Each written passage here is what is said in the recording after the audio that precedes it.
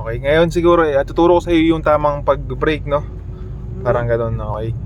Siyempre dapat yung tingin natin is medyo malayo pa lang, nakikita natin kung nakahinto na o nag-i-slow na yung nasa harap natin, para at least malayo pa lang nakapag-ready na tayong mag-slow down ng paunti-unti, para pagdating natin sa stopping point is hindi tayo madali o bigla-biglang magbe-brake. Yan.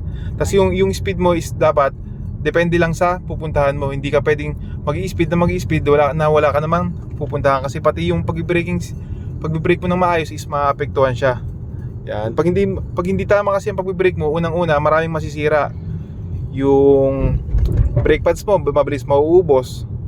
Yung gas mo masasayang lang kasi gas ka ng gas, wala ka namang pupuntahan, biglang be-brake ka din.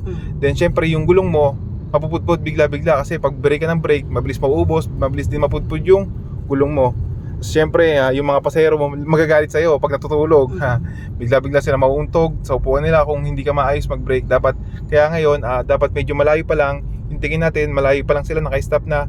Tayo ay unti-unti na nag-i-slow para pagdating sa stopping point is hindi tayo nagmamadali at maayos yung pagbe-brake natin. Yan.